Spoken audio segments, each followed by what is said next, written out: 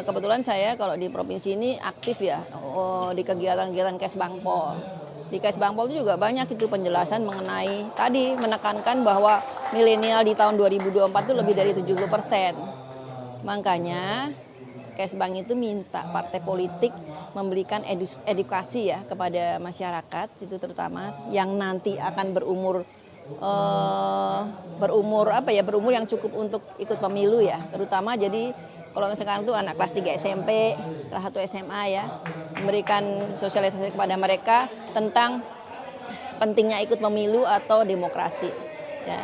Karena di data kemarin itu di Kesbangpol tuh indeks demokrasi kita ini kan menurun di Indonesia ya, termasuk di Jawa Barat. Nah itu Kesbangpol minta kita lebih aktif melakukan sosialisasi itu kan dalam rangka meningkatkan indeks demokrasi. Poinnya ya utamanya untuk kelompok umur yang nanti akan menjadi milenial, kelompok milenial yang nanti menjadi dominan yang akan memilih di pemilu 2024. Nah terus apa yang sudah kita kerjakan di partai, nah kan kalau di Jawa Barat kita adik-adik kita ya, adik-adik GMD termasuk Tidar, kita udah mulai nih harus pertama merapihkan barisan-barisan tiap kota kabupaten. Kita ada 27 kota kabupaten kan. Nah ini kita minta mereka bekerja sama dengan Dewan Setempat atau Dewan Provinsi maupun Dewan RI melakukan seminar-seminar yang tadi topiknya meningkatkan indeks demokrasi atau memberikan pengertian kepada adik-adik yang milenial ini pentingnya pemilu ke depan gitu. Itu yang sudah kita lakukan di Jawa Barat. Terus yang kedua apa ya? Acara hari ini sebenarnya rangkaian dari Gerindra Jawa Barat punya acara gebiar vaksin. Gebiar vaksin di 27 kota kabupaten. Cuman tahap pertama ini ada di 3 kota kabupaten. Yang pertama kemarin di Kota Bandung, kemudian di Kabupaten Garut, sama yang sekarang di Indramayu.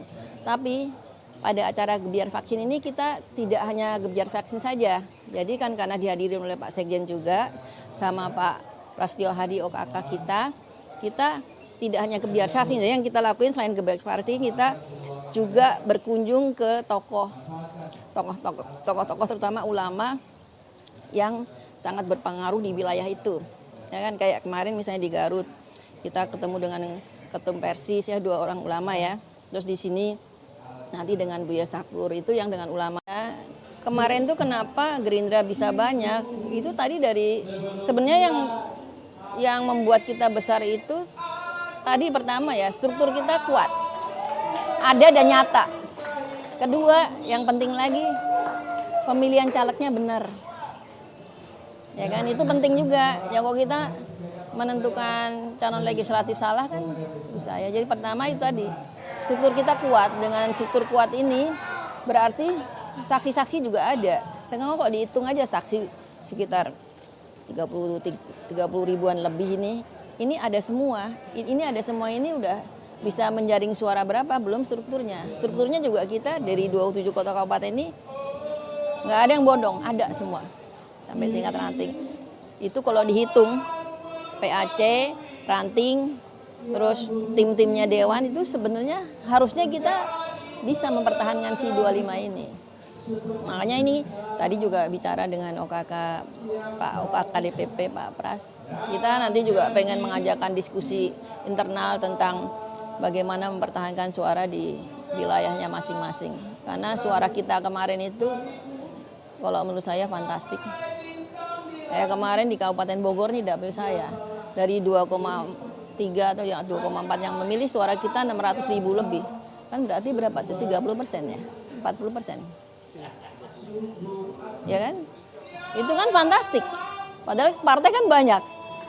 Nah itu kan harus dipertahankan. Nah itu memang harus dari sekarang harus kita udah bergerak. Bagaimana cara? Jangankan mempertahankan. Kalau Pak Dasko bilang kan kita harus menambah. Minimal kalau udah banyak 1 dapil 1.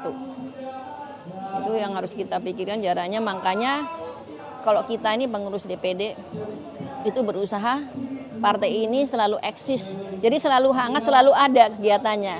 Begitu kita diem, nganggur, lupa kan? Jadi kita nggak boleh kosong. Jadi ada terus. harus ada terus kegiatannya. Jadi misalnya secara real nggak ada, kita bisa secara online tadi ya. Medsos tuh kita tingkatin kenapa untuk itu. Jadi kalau secara aktualnya nggak ada, kita ganti online yang ramai. Yang penting tentang Gerindra ini sampai 2024 Gerindra Jabar nggak boleh berhenti, harus ada terus. Kurang lebih begitulah. Nanti kan kita juga minta bantu dengan adik-adik ini ya.